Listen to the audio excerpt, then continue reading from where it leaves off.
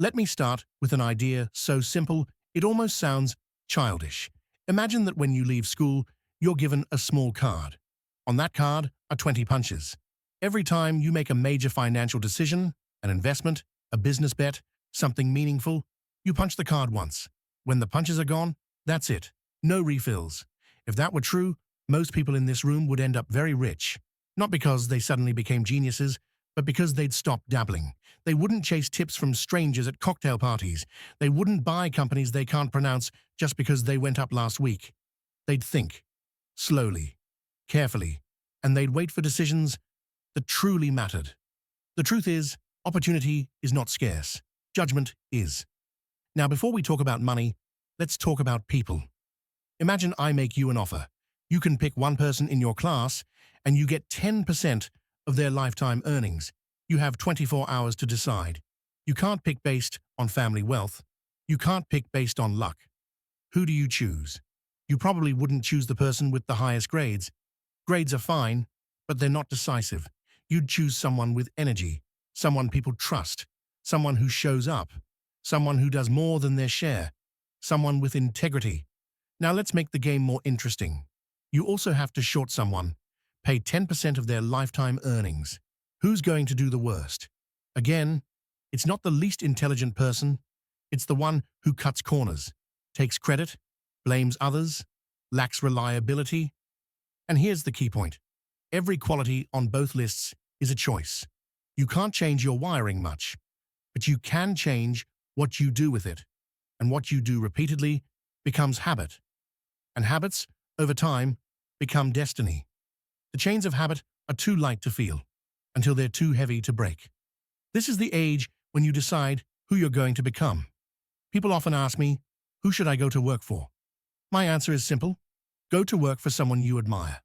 Don't optimize for salary. Don't optimize for resume polish. Don't chase prestige if you don't love the work. I once met a young man who told me his plan was perfectly designed. Undergraduate degree, consulting firm, business school, then maybe someday he'd do what he actually enjoyed.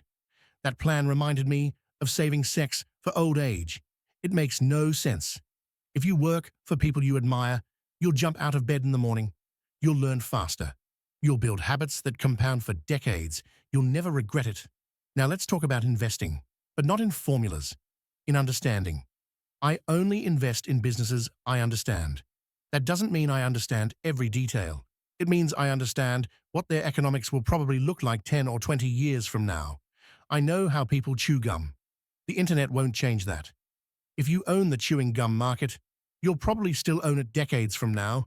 But automobiles, airlines, television manufacturing, those industries transformed the world and destroyed investor capital. There were 2,000 auto companies at the start of the 20th century. Only a handful survived.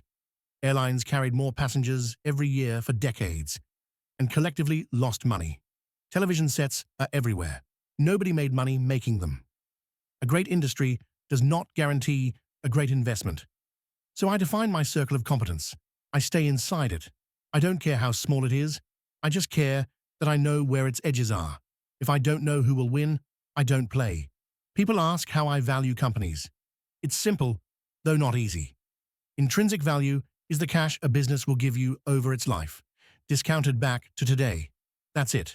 A stock is just a claim on future cash. Charts don't matter. Volume doesn't matter. Analyst opinions don't matter. Only this. How much cash will come out? When? And how certain are you? If you can't answer that, you're not investing. You're gambling. I've made plenty of mistakes. Some were obvious.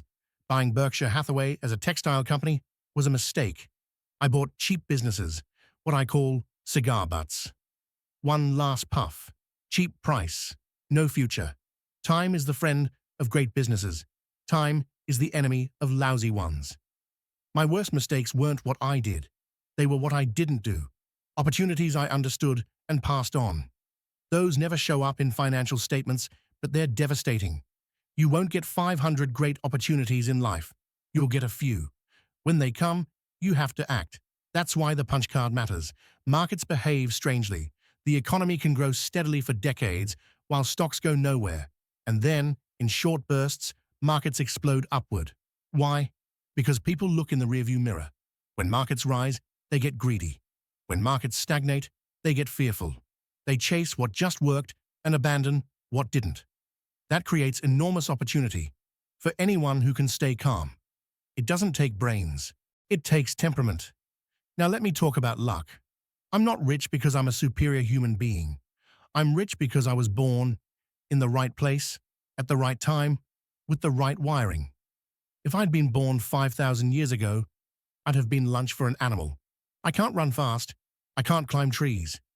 Asset allocation wouldn't have helped me. Society made my success possible. And because of that, my money should go back to society. Not in tiny drops, but in meaningful bets on hard problems. Problems without a natural funding constituency. Problems that are tough to solve. That's what philanthropy should do. Finally, let me tell you a story. A woman named Rose Blumkin came to the United States unable to read or write. She walked out of Russia, landed in America, learned English from her daughter's kindergarten homework. She saved $500, started a furniture store, competed with giants, thought only about the customer, built the largest furniture store in the world. She worked until she was 103. She never read a balance sheet, but she understood business. You cannot institutionalize that kind of drive. You cannot teach that kind of integrity, and you cannot outcompete it. Small businesses win not because they're big, but because they care. So here's the message. Think long-term. Build character. Stay inside what you understand. Avoid crowds. Act when the moment matters. And remember, life, like investing, rewards patience, integrity, and good judgment far more than brilliance. If you do that, you won't need all 20 punches, and you'll live a very good life.